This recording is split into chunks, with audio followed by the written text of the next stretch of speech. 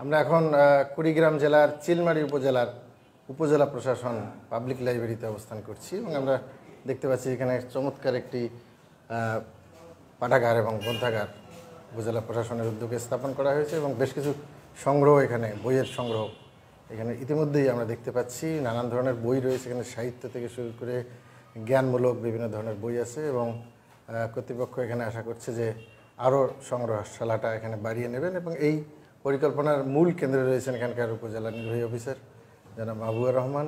তার নেতৃত্বে আসলে এই পরিকল্পনাটা বাস্তবায়িত হচ্ছে এবং তা আমরা যতটুকু জানতে পেরেছি যে এর পাশাপাশি তিনি পাশের রুমে একটি সংগ্রহশালা একটি তৈরি করছেন। বিভিন্ন ধরনের আমাদের যে লোক সংগ্রহ যেগুলো রয়েছে এবং মুক্তিযুদ্ধ থেকে শুরু করে আমাদের জাতীয় গৌরবের যে প্রতিচ্ছবিগুলো রয়েছে সেই ছবিগুলো এবং সেই জিনিসপত্রগুলো তিনি কালেক্ট করে এখানে একটি মিউজিয়ামের মতো করবেন এবং সেই মিউজিয়াম দেখে এখানকার শিক্ষার্থীরা এবং নতুন প্রজন্ম যেন উপকৃত হয়, এইসব বিষয়ের প্রতি তারা যেন আকৃষ্ট হয় এবং এইটা নিয়ে তারা গবেষণা করে, চিন্তা করে এবং ব্যাপকভাবে বইয়ের প্রতি আকৃষ্ট হয় এবং বই পড়াকে কেন্দ্র করে নিজেদের জ্ঞানকে বিকশিত করে, সেই লক্ষ্যেই তিনি এটা করেছেন। আর আমরা যারা বইয়ের প্রেমী বা যারা পাঠাগার আন্দোলনের সাথে যুক্ত, সাহিত্য সংস্কৃতির সাথে যুক্ত, তারা নিশ্চয়ই চাই যে প্রত্যেকটি গ্রামে একটি করে পাঠাগার হোক এবং যখন দেখি যে উপজেলা প্রশাসন নিজেই এগিয়ে আসছে এই পাঠাগার করার জন্য তখন আমরা আশাবাদী হয়ে উঠি এবং আমরা মনে করি যে এক্সাম্পলটা বাংলাদেশের প্রত্যেকটি উপজেলা প্রশাসন গ্রহণ করবে এবং সব জায়গায় এই পাঠাগার গড়ে উঠবে। তো এখন আমি এই পাঠাগারের যিনি মূল উদ্যোক্তা চিলমারী উপজেলা নির্বাহী অফিসার, তার সঙ্গে কথা বলব। আচ্ছা, আপনি কী কারণে এখানে এই উপজেলা প্রশাসন পাবলিক লাইব্রেরি নামে যে গ্রন্থাগারটি চালু করলেন, কেন করলেন এটি? প্রথমে ধন্যবাদ জানাতে চাই, কষ্ট করে আপনারা কুড়িগ্রাম থেকে এসেছেন। দেখুন, আমি যখন উচ্চশিক্ষাতে লন্ডনে ছিলাম তখন বিভিন্ন বিশ্ববিদ্যালয় এবং লন্ডন মিউজিয়াম যখন ঘোরাঘুরি করেছি তখন দেখেছি যে আসলে আমাদের দেশের শিক্ষা ব্যবস্থার সাথে ওই দেশের উন্নত বিশ্বের শিক্ষা ব্যবস্থার পার্থক্য আছে।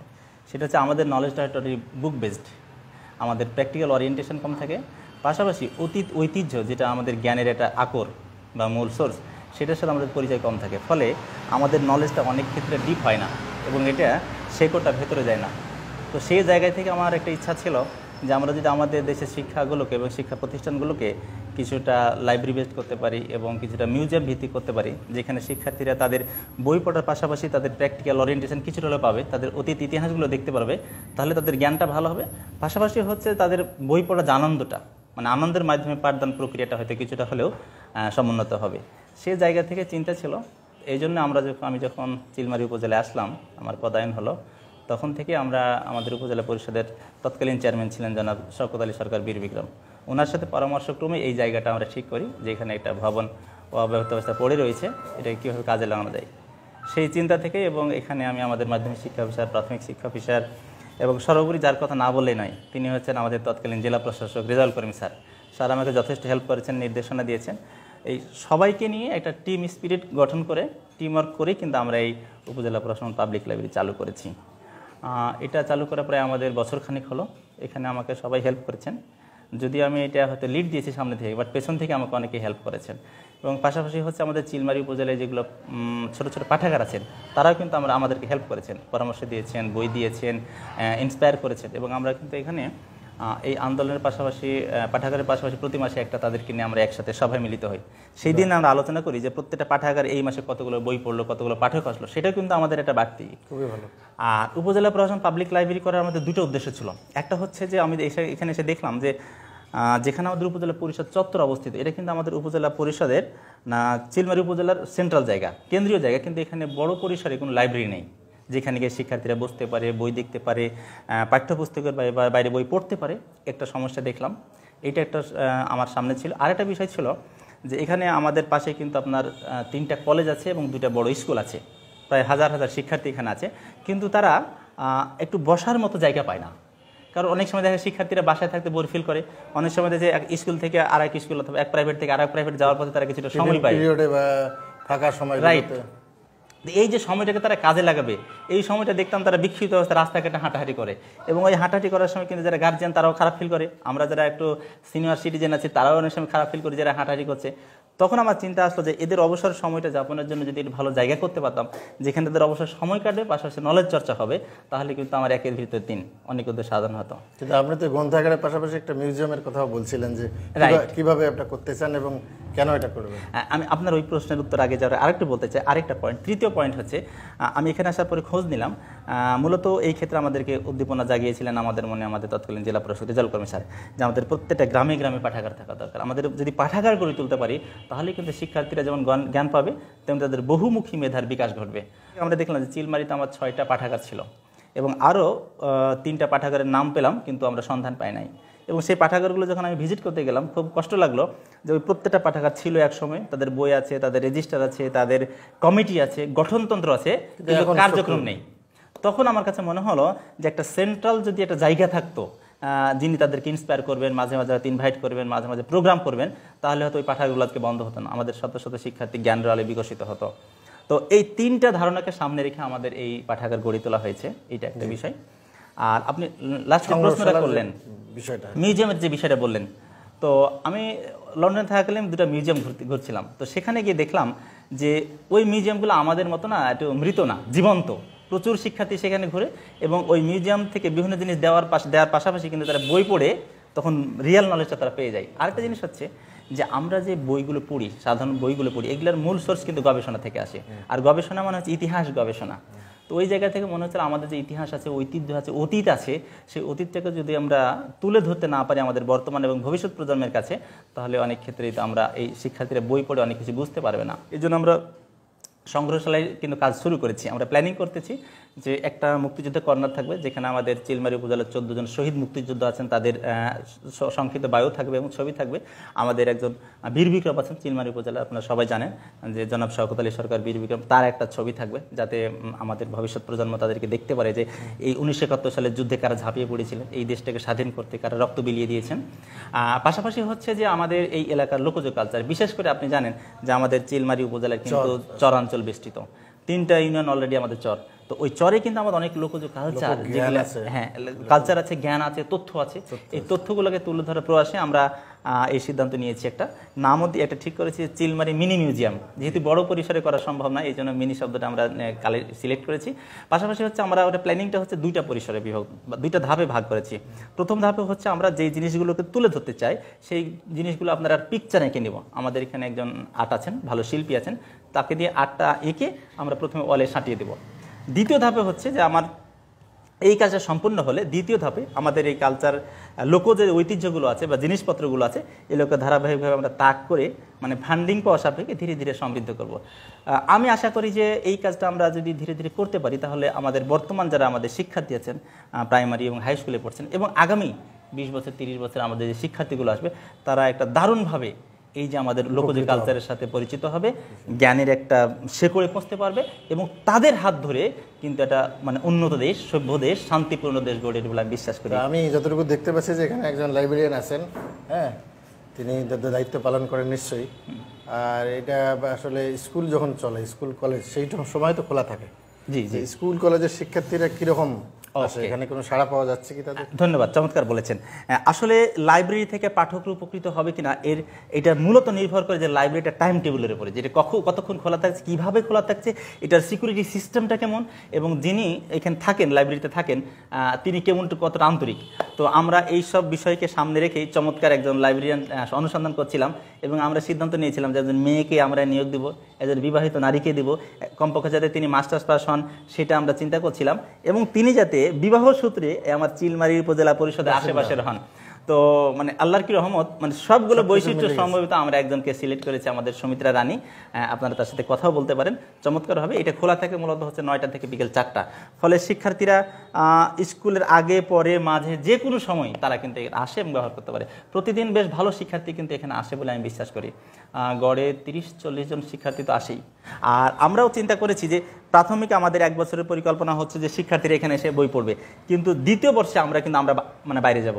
বাইরে হচ্ছে বিভিন্ন যেগুলো আমাদের বড় বড় স্কুল আছে সেই কোনো গাড়ির ভ্রাম্যমাণ লাইব্রেরি আমরা পরে চিন্তা করেছি, ওটা আমাদের তৃতীয় ধাপে আমাদের পরিকল্পনা আছে। দ্বিতীয় ধাপে আমাদের পরিকল্পনা হচ্ছে যে আমাদের এখানে জানি, দেখুন আমাদের কিন্তু প্রাথমিক বিদ্যালয় আছে অনেকগুলো, 93টা প্রাথমিক বিদ্যালয় আছে, আমাদের প্রায় 16 থেকে 21টা মাধ্যমিক এবং উচ্চ মাধ্যমিক লেভেল স্কুল এবং কলেজ রয়েছে। প্রত্যেকটা প্রতিষ্ঠানে কিন্তু আমাদের সমৃদ্ধ লাইব্রেরি আছে, কিন্তু শুধুমাত্র মোটিভেশনের কারণে, মনিটরিং এর কারণে কিন্তু কাজে লাগে না, পরিচালনারও একটা সমস্যা। রাইট। তো এই জন্য আমরা সিদ্ধান্ত নিয়েছি দ্বিতীয় ধাপে আমরা ভালো ভালো স্কুলগুলোতে ভিজিট করবো, আমাদের লাইব্রেরিয়ান যাবেন এবং সপ্তাহে একদিনকে ওখানকার শিক্ষার্থীদেরকে বই পাঠ নিয়ে একটা মানে সভার আয়োজন করবেন সংক্ষিপ্ত পরিসরে, যাতে ওদের ভিতরে উদ্দীপনা ফেরত আসে এবং প্রধান শিক্ষকরা এই কাজে মানে আপনার উৎসাহী হন। পাশাপাশি হচ্ছে এই কাজে আমাদেরকে হেল্প করেন আমাদের মাধ্যমিক প্রাথমিক শিক্ষা অফিসার। ফলে আশা করা যাচ্ছে আগামী 2, 3, 4 বছরে একটা ভালো সাড়া পড়বে। আচ্ছা, আপনার এই উপজেলা, চিলমারী উপজেলা নানা কারণে বিখ্যাত, বিশেষ করে আব্বাস উদ্দিনের সেই কালজয়ী গান ওকে গাড়িয়াল ভাই, সেই গানের কারণে তো সবাই চিলমারি চেনে। আর পাশাপাশি এখানে ব্রহ্মপুত্র নদ বন্দর সব কিছু মিলেই এটা ব্যাপক পরিচিতি। কিন্তু নেতিবাচক কিছু দিকও রয়েছে, যে যখন অভাব দারিদ্র্যের প্রশ্ন আসে তখনও আবার চিলমারি চলে আসে। তো সব কিছু মিলে এখানকার জীবনমান উন্নয়নের জন্য, সার্বিক উন্নয়নের জন্য কোনো বিশেষ পরিকল্পনা বাস্তবায়িত হচ্ছে কিনা বা কী কী কাজ চলমান আছে একটু যদি আপনি বলেন। ওকে, ধন্যবাদ। আপনারা জানেন যে আসলে চিলমারি আমাদের বেশ ঐতিহ্যবাহী এবং আমি নিজেও চিলমারি যে এই উপজেলা চিনতাম না, কিন্তু সেই আব্বাস উদ্দিনের কালজয়ী গানের কথা জানতাম, হাঁকাও গাড়ি তোর চিলমারির বন্দরে। তো এই গানের কারণে আব্বাস উদ্দিনের কাছে আমরা চিলমারিবাসী কৃতজ্ঞ যে এই গান, একটা গানের কারণে কিন্তু আমার চিলমারি গোটা বিশ্বব্যাপী ছড়িয়ে পড়েছে। এবং একটা গান, একটা কবিতা যে একটা এলাকাকে এত দীর্ঘ মেয়াদে এবং এত বেশি সংখ্যক মানুষের মধ্যে স্মরণ করে রাখতে পারে, এটি কিন্তু অসাধারণ একটা বিষয়। তো ব্রহ্মপুত্র নদীর মূল বেসিন কিন্তু আমার চিলমারিতে। তো এই কারণে যেহেতু ব্রহ্মপুত্র নদী আপনার 13 থেকে 14-15 কিলোমিটার কোথাও কোথাও প্রশস্ত এবং নদী ভাঙ্গন ছিল এলাকার প্রতিনিয়ত খেলা, প্রতিদিনের খেলা, প্রতি বছরের খেলা, সেই জন্য এখানে দারিদ্রতার আমাদের নিত্য সঙ্গী ছিল। আমরা জানি যে আমাদের চিলমারি নদী বন্দর 2017 সালে মাননীয় প্রধানমন্ত্রী ঘোষণা করে কিন্তু এগিয়ে চলেছে। অলরেডি একটি প্রকল্প পাস হয়েছে, অলরেডি আমাদের ওইখানে নদী ভূমি অধিগ্রহণের কাজ চলছে। এটা কিন্তু অনেক বড় একটা বিষয়। পাশাপাশি হচ্ছে যে আপনারা জানেন যে আমাদের ভারতের সাথে কিন্তু নো প্রোটোকল চুক্তি স্বাক্ষর হয়েছে এই চিলমারিকে দিয়ে, এবং চিলমারিকে কেন্দ্র করে নদী বন্দরকে ব্যবহার করে অলরেডি ভারত বাংলাদেশের আপনার বাণিজ্য যাতায়াত যদিও কিছুটা কম পরিসরে, সীমিত পরিসরে, বাট এটা শুরু হয়েছে। এটা একটা গুরুত্বপূর্ণ বিষয়। আরেকটা বিষয় ছিল আমাদের পার্শ্ববর্তী উপজেলা হচ্ছে সুন্দরগঞ্জ, গাইবান্ধার সুন্দরগঞ্জ উপজেলা। গাইবান্ধা কিন্তু একইভাবে দারিদ্র্য পীড়িত এবং নদীর ভাঙনের কারণে যাতায়াত ব্যবস্থা বেশ সমস্যাগ্রস্ত। তো এখানে আমাদের হরিপুর ব্রিজ হচ্ছে, এই ব্রিজটা হয়ে গেলে কিন্তু চিলমারি এবং সুন্দরগঞ্জ 2 উপজেলারই দারিদ্রতা অনেকাংশেই কমে যাবে এবং আমাদের এখানে গতি আসবে জীবনে, আমাদের সাথে যোগাযোগের ক্ষেত্রে কিছু ব্যাপক গতি কমে আসবে, আমাদের প্রতিবন্ধকতাগুলো কমে আসবে। পাশাপাশি আপনারা ইতিমধ্যে দেখেছেন, এটা দৃষ্টিগত হয়েছে যে আমাদের রৌমারি টু চিলমারি ব্রিজের কাজ, ব্রহ্মপুত্র নদীর উপর দিয়ে একটা ব্রিজের কাজ কিন্তু এগিয়ে চলছে। আমাদের মাননীয় প্রধানমন্ত্রীর নির্দেশনা এবং আমাদের কুড়িগ্রাম 28 আসনের যিনি এমপি মহোদয় আছেন, মাননীয় প্রতিমন্ত্রী গণশিক্ষা প্রাথমিক ও গণশিক্ষা মন্ত্রণালয়, তার যোগ্য নেতৃত্বে কিন্তু এই কাজটা এগিয়ে চলেছে এবং আমরা আশাবাদী খুব শীঘ্রই এই কাজটা হয়তো শুরু হবে। এবং অলরেডি কিন্তু এখানে সার্ভের কাজ চলছে এবং সকল সার্ভেতে পজিটিভ রিপোর্ট দেওয়া হয়েছে। রেল সংযোগ থাকবে তো? আমরা এখন পর্যন্ত রেল সংযোগের কথা শুনি নাই, শুধুমাত্র বাস গাড়ির কথাই শুনেছি। তো রেল সংযোগ যদি নাও থাকে, আমাদের যোগাযোগ ব্যবস্থায় অভূতপূর্ব উন্নতি আসবে এবং আমাদের এখানে আপনার ঠাকুরগাঁও, পঞ্চগড়, নীলফামারী, কুড়িগ্রাম, দিনাজপুর, রংপুর, কুড়িগ্রাম, এই টোটাল লালমনিরহাট, এই আপনার প্রায় 6টা জেলার মধ্যে চিলমারি উপজেলা হয়ে উঠবে কিন্তু ইকোনমিক হাব। ফলে আগামী 10 থেকে 15 বছরের চিলমারিকে আসলে সমৃদ্ধ চিলমারি নামে মানুষ চিনবে, আলোকিত চিলমারি চিনবে। অতীতের যে আপনার দারিদ্র্য পীড়িত, মঙ্গা পীড়িত, আপনার বাসন্তী কবলিত, এটা চিনবে না। এবং এটার একটা বড় কৃতিত্ব কিন্তু বর্তমান সরকারের এবং মাননীয় প্রধানমন্ত্রী শেখ হাসিনার। তো আশা করি সকলের এই প্রকল্পগুলো যদি বাস্তবায়ন হয় সঠিকভাবে, আমাদের চিলমারির মানুষের দুঃখ কষ্ট অনেকটাই কমে যাবে। তবে এটাও ঠিক যে এই সকল অবকাঠামোগত উন্নয়নের পাশাপাশি কিন্তু আমাদের শিক্ষা খাতটাকে এবং স্বাস্থ্য খাতকে এগিয়ে নিতে হবে। কারণ দারিদ্রতার যে প্রধান শিকার, একটা মানুষ যখন দরিদ্র হয় তখন প্রথম সে হয় কি হয়, তার স্বাস্থ্য খাতে আঘাত পড়ে, তার শিক্ষার খাতে কিন্তু আঘাত পড়ে, ফলে তার বুদ্ধিবৃত্তিক বিকাশ হয় না, তার স্বাস্থ্যের উন্নতি হয় না। এই উপজেলায় তো এখনো 2টি সমস্যা আছে, 2টির কথা আপনি বললেন, স্বাস্থ্য এবং শিক্ষা, এটা ব্যাপক সমস্যা। কারণ চরাঞ্চলে যে শিক্ষা প্রতিষ্ঠানগুলো আছে, প্রাইমারি স্কুল, প্রায় অভিযোগ পাওয়া যায় সেখানে ঠিকমতো লেখাপড়া হয় না, ভাড়াটে শিক্ষক থাকে, টাইমলি ওই শিক্ষকরা যেতে পারে না। সেজন্য আপনি কোনো উদ্যোগ নিয়েছেন কি? ওকে, ধন্যবাদ। আসলে এটা একটা বাস্তবতা যেহেতু চরাঞ্চলে যে সকল স্কুলগুলো আছে নদী ভাঙনের শিকারের কারণে যাতায়াতের একটা বড় সমস্যা। আর এখানে একমাত্র পথ হচ্ছে নৌকা। এই নৌকাগুলো আবার মানে খুব সীমিত, কোনো কোনো ইউনিয়নে হয়তো দিনে 2টা যায়, কখনো বা 3টা নৌকা যায়, একবার নির্ধারিত সময় যায়, নির্ধারিত সময় চলে আসে। এই জন্য এখানে যে শিক্ষকরা ছিলেন তারা কিন্তু একটু যাতায়াতে বেশ কষ্ট স্বীকার করতেন, কষ্ট হতো তাদের। এই ক্ষেত্রে একটা বাস্তব প্রবলেম হচ্ছে যে স্কুলটা সঠিক টাইমে স্কুল খোলা বন্ধ করা, এটা নিয়ে অনেক অভিযোগ আমরা পেতাম। তো এই অভিযোগের মানে দীর্ঘদিন থেকেই ছিল, এটার সমস্যার সমাধানটা আমরা করতে পারছিলাম না। অবশেষে অনেকের পরামর্শে, বিশেষ করে আমাদের চিলমারি এবং কুড়িগ্রামের সাংবাদিকদের কাছে আমি এই কাজে ঋণী যে তারা আমাকে অনেক সময় বুদ্ধিবৃত্তিকভাবে সহযোগিতা করেছেন, পরামর্শ দিয়েছেন। সকলের পরামর্শক্রমে আমরা একটা দারুণ কাজ করতে পেরেছি। এটা আমাদের জীবনের একটা বটে, ভালো লাগার বিষয় যে আমরা শিক্ষা তৈরির নামে একটা প্রকল্প চালু করে 2টা নৌকা কিন্তু উপজেলা প্রশাসন থেকে দিয়েছি। এবং ওই নৌকা দুটো ম্যানেজমেন্ট করার জন্য আমরা আমাদের প্রাথমিক শিক্ষা অফিসারকে সদস্য সচিব করে একটা কমিটি করে দিয়েছি। ওনার নেতৃত্বে নৌকা দুটো থাকে এবং আমাদের শিক্ষকদেরকে ভাগ করে দেওয়া আছে। ওই শিক্ষকরা এখন আগে যেখানে ভাড়া নৌকায় যেতেন, অন্যের সাথে যেতেন, অনেক সময় অন্যের উপর নির্ভরশীল থাকতেন, তাদের নির্ভরশীলতাটা কেটে গেছে। এখন তারা কিন্তু স্বাধীনভাবে নিজের নৌকায় নিজের প্ল্যান মাফিক যেতে পারে, সময় মতো যায় এবং সময় মতো আসতে পারে। হ্যাঁ, এইটা যাওয়ার পরিবেশ তৈরি হয়েছে। তারা যদি এটাকে সঠিকভাবে কাজে লাগায় তাহলে কিন্তু প্রতিবন্ধকতা থাকবে না, স্কুলে সঠিক সময় যেতে পারবে। ফলে বাচ্চাদের মানে আমাদের যারা স্কুলের শিক্ষার্থীরা যে আপনার কম সময়টা পেত শিক্ষকের কাছে, সেটা আর থাকবে না। চরবেষ্টিত যে এলাকার যে অভাব দারিদ্র্য, সেই জায়গার থেকে বের হয়ে এসে একটি জ্ঞান ভিত্তিক চিলমারি তৈরি হবে এবং আগামীতে এই জ্ঞানের পথ ধরে এবং অবকাঠামোগত উন্নয়ন এবং অন্যান্য সরকারি যে প্রকল্প সেগুলোর পথ ধরে চিলমারি একদিন এগিয়ে যাবে এবং একদিন চিলমারি সমৃদ্ধ চিলমারিতে পরিণত হবে।